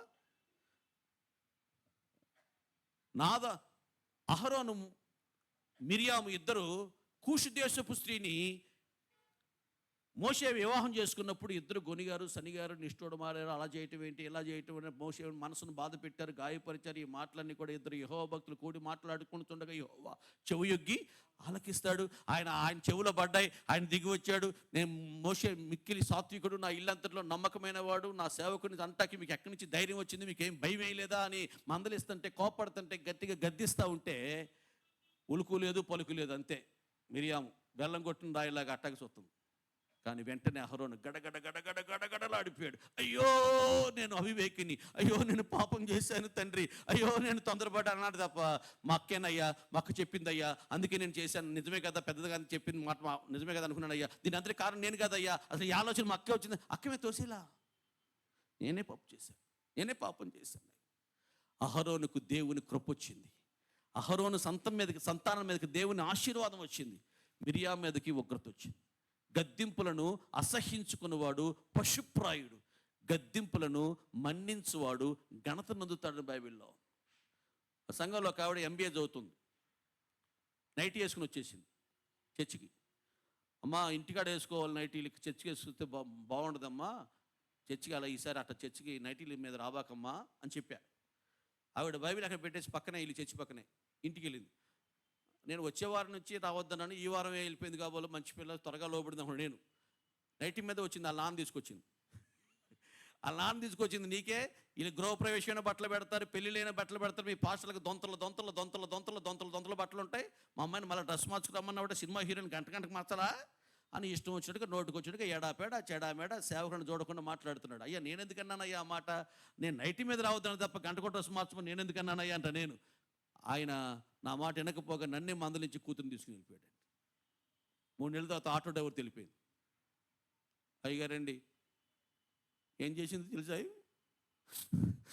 ఏడు కూర్చుని మరి నువ్వేమన్నావు తెలుసా, దైవజనుడు తండ్రి లాంటోడు, నిన్న ఒక మాట అంటాక సరిపోడా, అయినా MBA చదువుతున్నావు నైటీ మీద వెళ్తావు ఏంటి, నీకు సెన్స్ లేదా, అది చెప్పాలా. మరి దైవజనుడు కోప్పడ్డాడు అనుకో, ఆయన నీకు తండ్రి కదా, నేను ఒక్కడే తండ్రి, నేను జన్మనిచ్చిన తండ్రిని, ఆయన నీకు ఆత్మీయ తండ్రి కదా అని తండ్రిగా నువ్వు మందలిస్తే ఇవాళ ఆ బిడ్డ జీవితం ఏమైండేది. దైవజనుడి స్థాయిలో, ఉన్నతమైన స్థాయిలో, అనుభవించిన స్థాయిలో, యాజకుని స్థాయిలో ప్రతిష్ఠింపబడిన నా సేవకుడు మోషే యందును యెహోవాకు ప్రతిష్ఠితుడైన అహరోను ఎంత గొప్ప స్థానంలో ఉన్నా సరే దేవుని గద్దింపు దగ్గర లోబడ్డాడండి. నాతాను వయసు 30, దావీదు వయసు 50, ఆ మనుషుడు నువ్వే అన్నప్పుడు ఎంత చక్రవర్తి, నువ్వు నా కొడుకులు అంటాడు, నా వయసు కన్నా గౌరవం లేదు అనలేదండి, గడగడ వణికిపోయాడండి. అలాంటి వారు తప్పనిసరిగా ఆశీర్వదింపబడతారు, దీవించబడతారండి. మా వయసు ఏంటి, మా స్థాయి ఏంటి, మా స్థితి ఏంటి, మమ్మల్ని సేవకుని గద్దించడం ఏంటి అని అనుకోలేదండి దావీదు. దేవుని గద్దింపు దగ్గర అహరోను లోబడ్డాడు, నేను పాపం చేశాను ఒప్పుకున్నాడండి. దావీదు అంటాడు, అయ్యా నా ఎముకలకు స్వస్థత కలగపోవటకి కారణం నా పాపమే అన్నాడు కీర్తన 38:3లో. నా పాపమే, నా దోషమే. నా కూతురు ప్రోగ్రెస్ కార్డు తీసుకొచ్చింది, సంతకం పెట్టి డాడీ అంది. ఏంట్రా 100కి 12, 16, 18 నీ పెట్టండి రా, ఎందుకు వచ్చింది తక్కువ అన్నా. నాకు అర్థం కావట్లేదు డాడీ, మీతోనే ప్రార్థన చేయించుకెళ్ళి ప్రతిరోజు మీరే ప్రార్థన చేసి పంపించారు డాడీ అంది. అంటే నువ్వు ఒళ్ళు దగ్గర పెట్టి ప్రార్థన చేస్తే నీ ప్రార్థన దేవుడు ఆలకించినట్టుగా నువ్వు బతికితే నాకెందుకు తక్కువ మార్కులు వస్తాయి అన్నాడుగా. నేను తినవద్దన్న పండు నువ్వు తిన్నావా అంటే, నువ్విచ్చావుగా ఈ స్త్రీని, నువ్విచ్చిన ఈ స్త్రీని అన్నాడు. A1 ముద్దాయి నువ్వే, A2 ముద్దాయి స్త్రీనే, A3 ముద్దాయి ఆ పామే, నన్నేమన్నా ఏమంటావు, నేను నిర్దోషిని అన్నాడు. ఆదాము రొమ్ములో తన అతిక్రమాన్ని దాచిపెట్టినట్లే మిరియాము దాచిపెట్టి దేవుని ఉగ్రతకు శాపానికి గురే కుష్టితో మొత్తబడింది తప్ప తప్పు అందరం చేస్తాం. తప్పు లేని వారు ఎవరు లేవు, నీతిమంతులు ఒక్కడైనా లేడు, అందరం తప్పు చేస్తాం, ఏ స్థాయిలో ఉన్నా తప్పు చేస్తాం. కానీ తప్పు చేసిన వెంటనే దేవుడు శిక్షించడు, తెలియపరుస్తాడు, గద్దిస్తాడు, వాక్యం చేత ఏదో ఒక రీతిగా దైవజనుల చేత మందలిస్తాడు. సరి చేసుకుంటే శిక్షల నుంచి తప్పించబడిపోతాం. సరి చేసుకోకుండా అదే తప్పును కంటిన్యూషన్ చేస్తూ వెళ్తే తప్పక దేవుడు శిక్షించక తప్పని పరిస్థితులు దేవుడికి నువ్వు ఇచ్చిన వ్యక్తి అవుతావు. తప్పు చేసంగానే దేవుడు శిక్షించడండి, ముందు తప్పని తెలియపరుస్తాడు, దిద్దుకోమని తెలియపరుస్తాడు. అప్పుడు కూడా నువ్వు హృదయాన్ని కఠినపరుచుకుంటే హృదయమును కఠినపరుచుకున్న వాడు కీడులో పడిపోతాడని సామెతల గ్రంథకర్త రాశాడు. కెడిలో పడిపోయింది మిరియాం. కానీ అహరోను దేవుని కృపకు పాత్రుడయ్యాడు, వారసుడయ్యాడు, అర్హుడయ్యాడు. ఈ రాత్రి దేవుని బిడ్డలారా, మన జీవితాల్లో దేవుని వాక్యం చేత గద్దింపబడుతున్నప్పుడు, లోపాలను ఎత్తు చూపిస్తున్నప్పుడు దాన్ని ఆదాము వలె దాచుకోవద్దు, సరి చేసుకుందాం. అబ్రహాం లింకన్ అమెరికా దేశానికి అధ్యక్షుడిగా ఉన్నాడు. ఆయన పుట్టినరోజు రోజున ఒక ఖైదీకి విడుదల ప్రతి సంవత్సరం జరుగుద్ది. ఆయన జైలుకి వెళ్ళాడు. ఎవరు వస్తారు? అబ్రహాం లింకన్ గారు. ఇవాళ ఎవరికో విడుదల దొరికింది, అదృష్టవంతులు ఎవరు ఎదురు చూస్తున్నారు. ఆయన రానే వచ్చాడు. అయ్యా, నేను ఏ తప్పు చేయకుండా జైల్లో పెట్టారయ్యా, వృద్ధాప్యంలో నా అమ్మా నాన్న ఉన్నారు, పెళ్ళిడికి వచ్చిన చెల్లి ఉందయ్యా, చెల్లి పెళ్లి చేయాలి, అమ్మా నాన్న చూసుకోవాలయ్యా, నేను నేరస్తుని కాదయ్యా, అయ్యా తప్పుడు కేసు బనాయించి నామే పెట్టాను, విడుదల చేయండి అయ్యా అని బ్రతున్నాడు ఒకడు. ఇంకోడు, అయ్యా నా పెళ్ళి నెలకొడవలేదయ్యా, నా భార్య నా కోసం ఎదురు చూస్తుంది, నేనే తప్పు చేయలేదయ్యా, అయ్యా యవనస్తులు నా భార్య నా కోసం కన్నీరు మునిగా విడిపిస్తుంది, నన్ను విడిపించండి అయ్యా అన్నాడు ఇంకొకడు. ఇలా అందరూ చెప్తున్నారు నేను నిర్దోషి నన్ను విడిపించమని. ఒకే ఒక వ్యక్తి అన్నాడట, అయ్యా నేను క్షణికమైన ఆవేశంలో చంపేశాను ఆ యొక్క వ్యక్తిని, నాలాంటి నీచుని, నాలాంటి దుర్మార్గుడిని, అయ్యా మీరు విడుదల చేయొద్దయ్యా, నాకు ఇలాంటి శిక్ష కావాల్సిందనయ్యా అని వాడు ఒక్కడే అన్నాడట.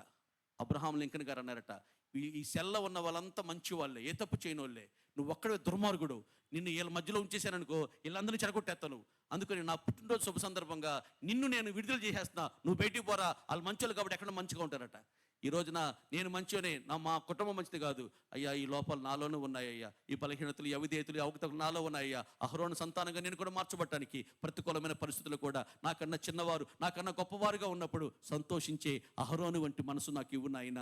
రహస్యాలు, వాళ్ళ లోపాలు, బలహీనతలు నాకు తెలిసినా ఎవరికి చెప్పకుండా ఏకాంతంగా దేవుని దగ్గర మాత్రమే మొరపెట్టే ఆత్మీయ అనుభవానికి నన్ను నడిపించు ప్రభువా. అయ్యా మరణాల దగ్గర కూడా, అయ్యా ప్రతికూలమైన పరిస్థితుల్లో కూడా దేవుని చిత్తానికి అహరోను ఎలా లోబడ్డాడో అలా లోబడే విద్య చూపించే మనసు నాకు ఇవ్వు నాయన. ఐక్యతను కాపాడుకుంటూ, అయ్యా తప్పు దగ్గర, వాక్యం దగ్గర సరి చేసుకుంటూ, దైవ సేవకుల గద్దింపుకు లోబడే ఆ మనసు నాకు ఇవ్వు నాయన అన్నప్పుడు దేవుడు అంటున్నాడు, ఇశ్రాయేలును ఆశీర్వదిస్తాను, 2 అహరోను వంశమును ఆశీర్వదిస్తాను. ఆ ఆశీర్వాదాన్ని, ఆ దీవెనను ఇదిగో 123 సంవత్సరాల చరిత్ర కలిగినటువంటి సంఘ సభ్యులందరికీ దేవుడు అనుగ్రహించునుగాక. మన లోపాలు, బలహీనతలు సరిచేసి క్రీస్తు రూపంలోకి మనం రూపాంతరపరిచి ఆయన రాకడ దినాన ఈ దేవాలయ పరిచయం నుంచి ఒక గుంపు సమూహము ప్రభువుని ఎదుర్కొనటానికి ముడతాడాగు కలంక మచ్చ లేకుండా పరిశుద్ధాత్మ దేవుడు సంఘాన్ని ఆయత్తపరచునుగాక. సంఘంలో ఉన్న ప్రతి అక్కర, ప్రతి కొరత, ప్రతి కొదువ తన కృపా సమృద్ధులు, తన కృపా మహిదాశం దేవుడు తీర్చునుగాక. తలలు వంచండి, కన్నులు మూసుకునండి, ప్రార్థన చేద్దాం. దైవజనులు మనల్ని ప్రార్థనలో నడిపిస్తారు.